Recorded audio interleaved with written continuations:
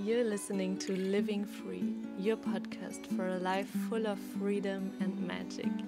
I'm your host, Tanja Hirsch, and I hope that every time you listen, you feel a little bit more inspired to follow your intuition and to create a life beyond your wildest dreams.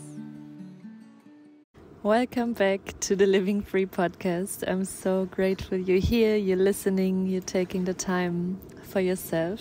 And I'm sitting on a little island right now, so it might be a little bit windy, you might hear boats and waves, but I just finished my meditation and I felt the urge to record this podcast interview straight away because it's been on my heart for a long time and it's something I want to share with you, what I've learned in these past few months. And so don't worry about the noises in the background and just try to focus on the message.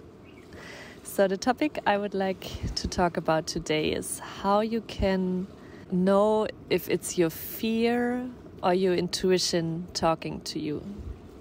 And it's a topic that's been in my life since I can remember. As you might know, if you're listening to my podcast, I'm a very intuitive person and I have a very strong intuition. And I've always been like that, even when I was a child. For example, when we were in school, I've always been kind of a rebel. So we always did things that were not allowed. And I loved doing these forbidden things. It kind of made me feel alive and I really pushed limits, and because I grew up so free I was always allowed to do everything. So we were hiding in the school at the toilet in primary school because it was not allowed and so exciting, and we did it every single day. But one day I had a really bad intuition. Like my inner voice told me don't go today, and everyone went and I said I'm not going today.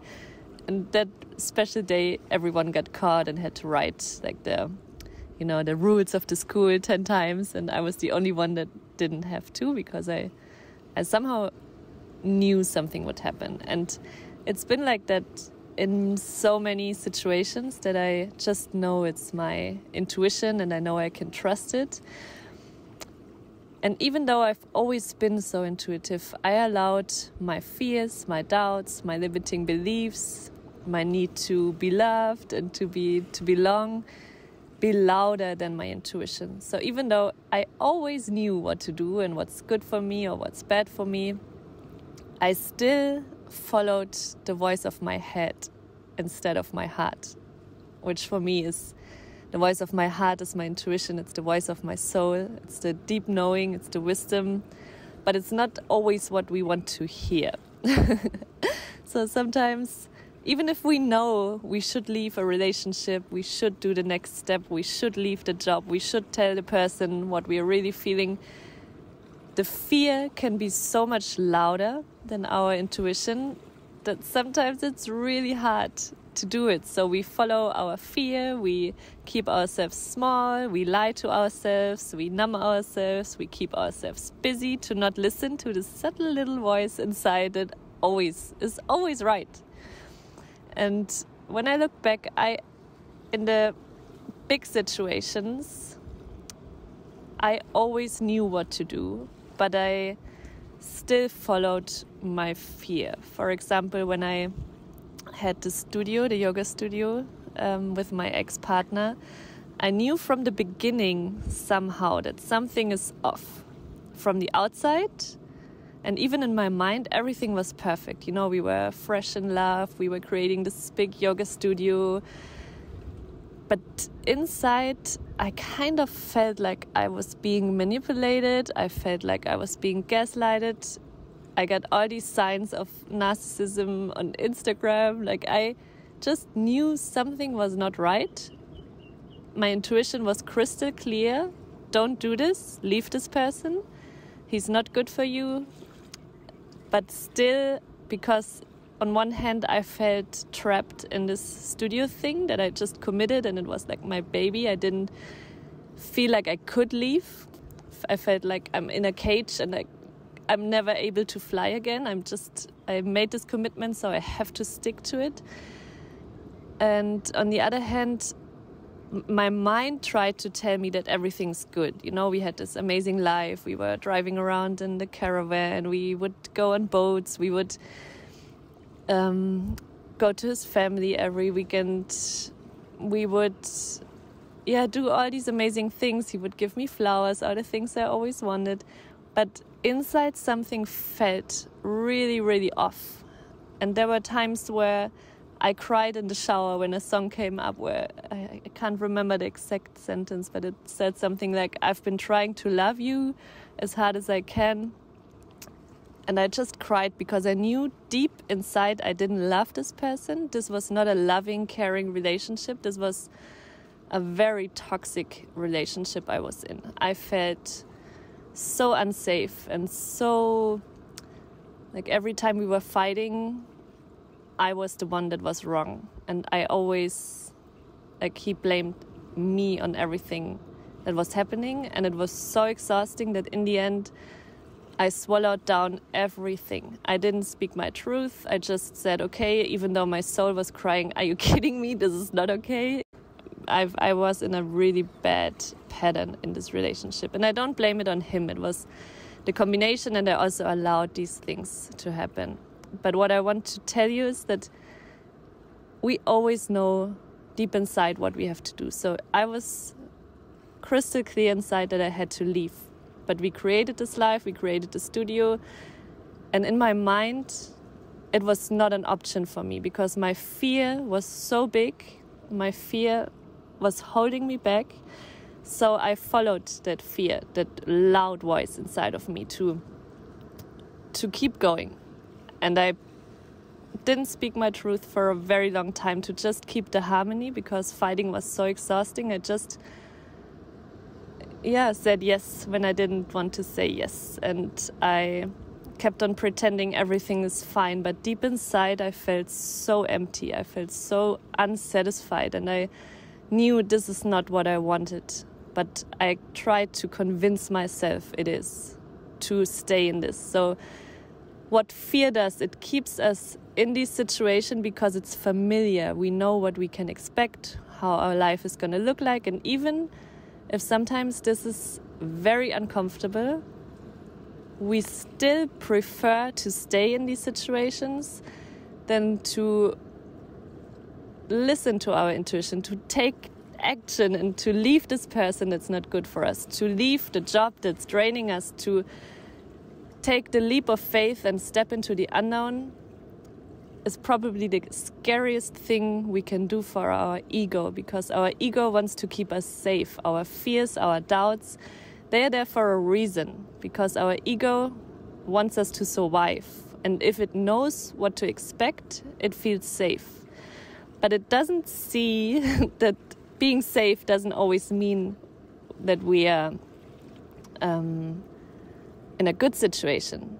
So sometimes taking the leap of faith can be very scary because it brings up these limiting beliefs, these doubts, these fears, but it also is a new possibility to create something greater that we can ever imagine. So when I was stuck in the situation and from the outside my life looked perfectly, I was so crushed inside. I was hiding myself to fit in and to keep the harmony, and I was walking on eggshells.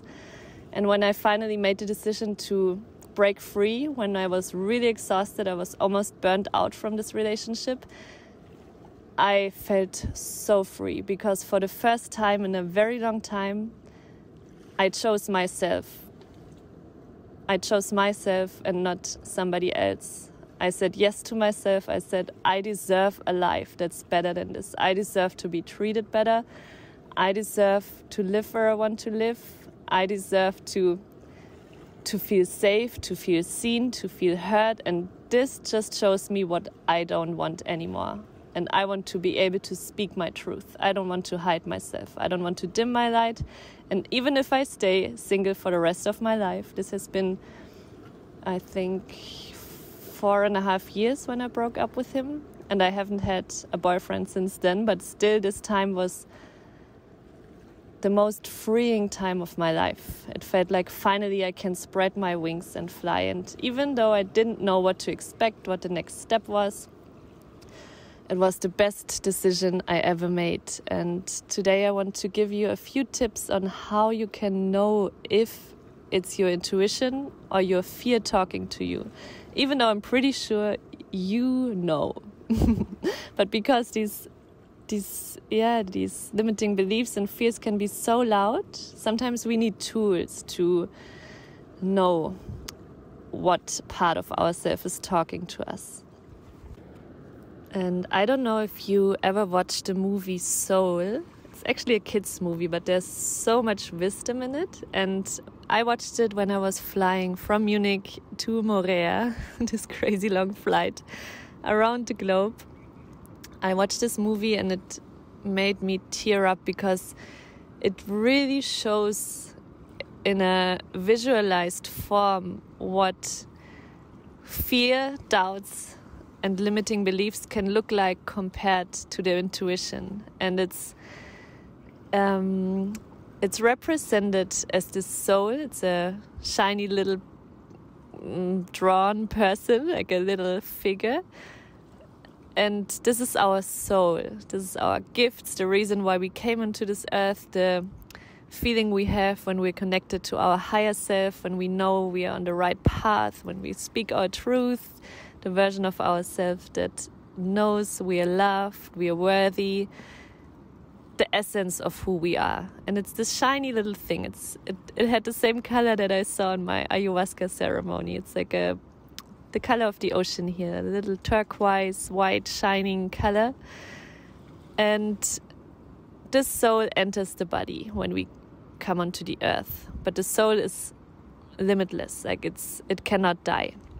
But what happens to lost souls, it was shown in this movie as an area, it's very dark, it's black, and these big shadows around the soul arrived. So you can imagine it as monsters, as big men around this soul.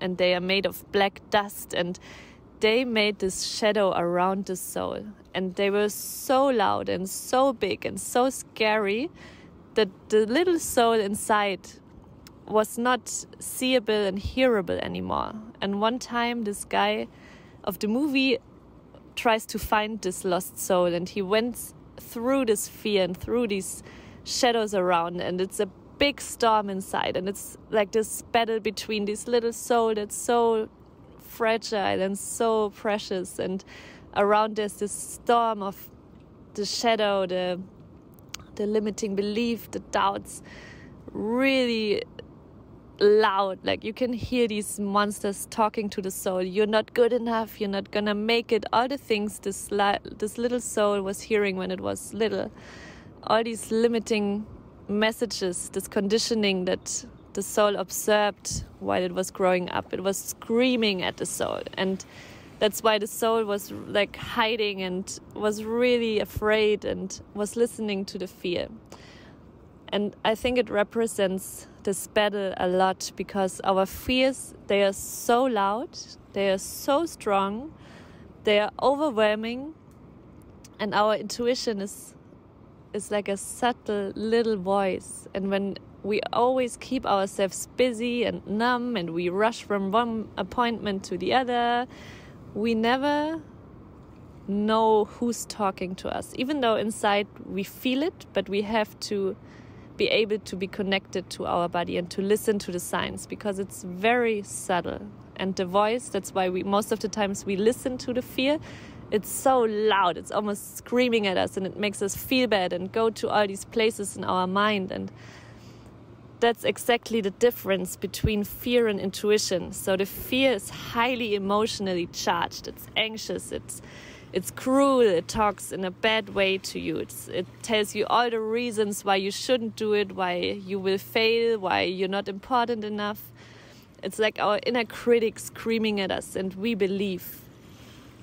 It reflects our past wounds, it focuses on the past or the future. It's normally not present. It finds reason from the past, something that hurt us, why it will happen again. It will project on the future why, for example, for me it was a big fear when I left the safest job as a teacher to follow my heart and to share my passion and to to be self-employed, I thought it was really, really real that I would not be able to survive. I would end homeless, and that's why my fear wanted to keep me in this job. But deep inside, I knew this is not true. It's just the fear that keeps on talking to me. And it feels very restricting and shrinking, and it keeps us in a state of overwhelm and overthink, and it keeps ourselves small. And even though it wants to keep us safe, it's a very restricting feeling. And that's maybe how you can know if your fear is talking to you, if it's just your ego. And one thing that helps is if you imagine these fears, even if they can feel real, they are not real. They are just in your head. So if you imagine these monsters, these big black shadows around the soul, if you can manage to look your fears in the eye and to invite them in and to see and to feel them 100%, to see they are there for a reason because of something that happened in the past. It has actually a good intention, even though it seems so scary. It wants to keep you safe. And then you invite your fears in, you look them in the eyes, you face them, you don't run away, you don't numb yourself, you really allow your fear to be there. And sometimes it can feel being paralyzed because it's a lot, because you've been running away for so long, and suddenly you're like, okay, I'm not afraid, I will face you. And you look your fear in the eye and you play with it, and suddenly you can see that it was never evil. It was always there to keep you safe, but you can make friends with this fear and ask your fear why it's there, why it wants to keep you safe, why it's so afraid. And then you can choose different and see that you don't need it anymore. You can calm your own fear and see, you can thank it that it was there to keep you safe, but that you don't need it anymore, and that from now on you choose how you want to react. So you don't run away from your fear, you invite it in to be a friend from now on, and then you let it go. And that's a very powerful tool. And in comparison to the fear, the intuition feels very neutral and unemotional. So normally if there's feelings attached and anxiousness attached, it's most of the time the fear. And that's how you know. The intuition is very neutral. It's subtle. It's just a knowing. It's a deep inner knowing. And that's what makes, especially as women, so mystical and special. And we are most connected to our intuition when we are bleeding in our moon cycles. So when you're on your first date of your period, maybe instead of doing a workout or meeting people, it's the perfect time to meditate, to set intentions, to let things go, to use this sacred process of shedding. I mean, you're releasing old things of your body, to tune in and to listen to your needs, to your intuition. That's when you're most connected to it. And I mean, we've been burned for this in the past because it was too powerful. It's the most powerful wisdom and tool in the world, because if everyone would listen to the intuition, we wouldn't need a lot of things people are trying to sell us. We wouldn't need a lot of medications and people to help us, because we don't need anything on the outside to gain wisdom. We have this deep wisdom and inside, and we always know what to do if we listen to it. So that's why it's not a thing society wants us to create or to make stronger, because it's very, very powerful, and it can show us, for me, it's almost supernatural. Sometimes I know things that I cannot know, but it's always true. That's why I gained this trust into my intuition, and I made it a priority to listen to it and to give it a voice and to follow it, even if it means to move to the other side of the world. It was the best decision of my life to make this step, but also the scariest. Holy shit, this was like bringing up so much fear, and I was constantly dancing between these black monsters and my soul, and finally managed to not be afraid of my fears, but to invite them in and to see them and to love them and to make friends with them. And your intuition is very gut-centered. Sometimes it's a feeling, it can be pictures, it's a knowing. But if you establish and make this a priority, you will know when your intuition is there. It's a very present feeling. And one thing that I find for myself, it feels expansive. So the fear is feeling restricting, it feels small, like caging, taming. And the intuition, it wants you to grow, it feels expansive, but it can also feel very scary. And there's no way you can grow without facing your fears, your limiting beliefs, your conditionings. And that's why it's always good to have someone on your side that has been through it, because we don't have to do it on our own. It can be scary, it can be painful, it can be messy, it can be hard. So having someone on this journey to guide you is like a quantum leap and a game changer. And one thing I would like to give you on this journey of trusting and connecting back to your intuition is, if you find yourself in this circle of overthinking, and I've been there a lot, especially when I quit this job as a teacher that would have given me safety financially a whole life, and I decided to quit, my mind went to really dark places. Like I'm gonna end homeless, I'm not gonna make it, I'm not good enough. Who am I to do this, to think I can create this life that I'm dreaming about? This is just for other people, not for me.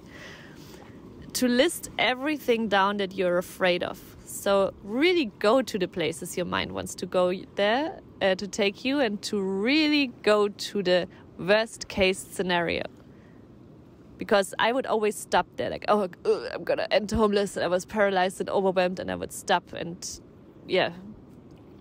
be there for a while. But when I really went there, like, is this really true? Am I going to be homeless if I take the leap of faith? And then I saw, no, it's actually not true. I'm never gonna be homeless. I will always find solutions. There's always gonna be people, even if it's not my family supporting me. I will always find a way, because I have this deep trust within myself that I can always make it work. So if you find yourself going to these places, go all the way, and see how you feel when you really go to the worst case scenario and see that it's not truth, it's just imagination.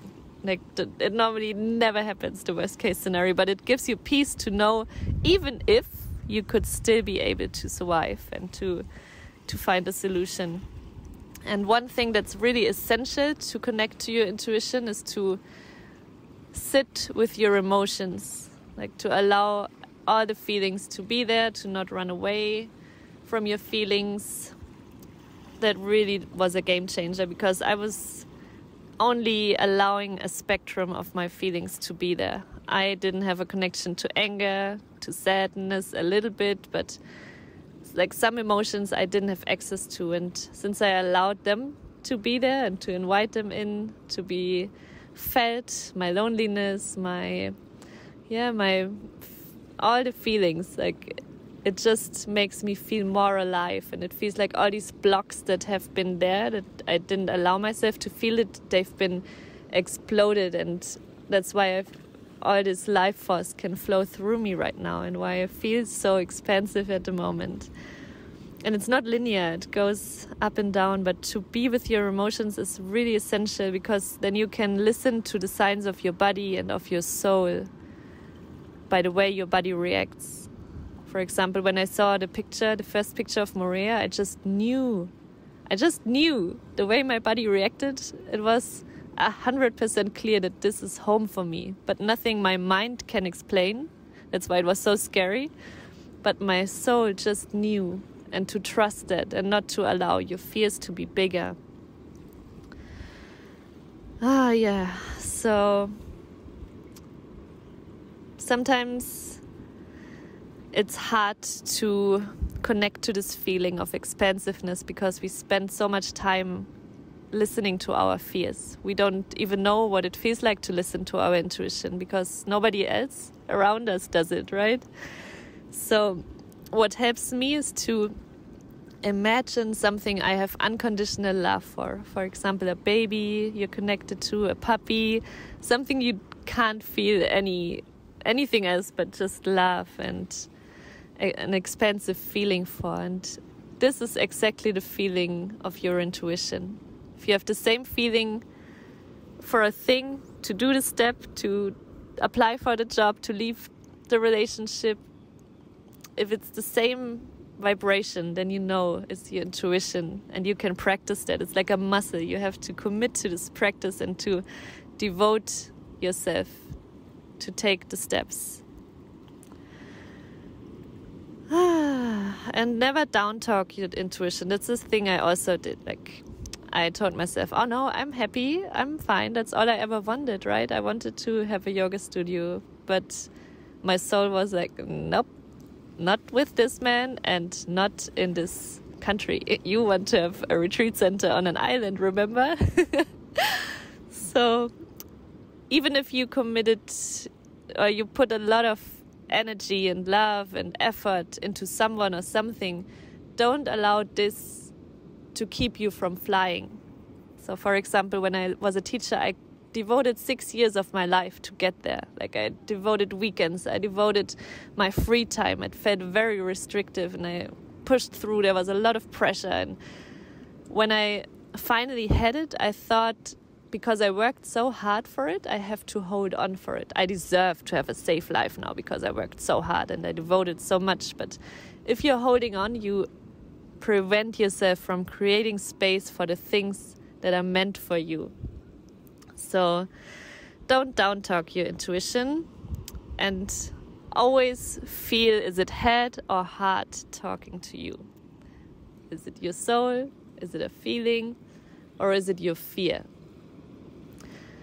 And that's, a big part of the online program that I'm creating, where we will really be with our fear and to face it, to invite it in, to play with it, to make friends with it. So we're not afraid of our own fears, but we create a space within ourselves where we feel safe, we feel home, and we can hold ourselves no matter what's happening on the outside. If there's a storm, we still have this calm and peaceful space inside of us.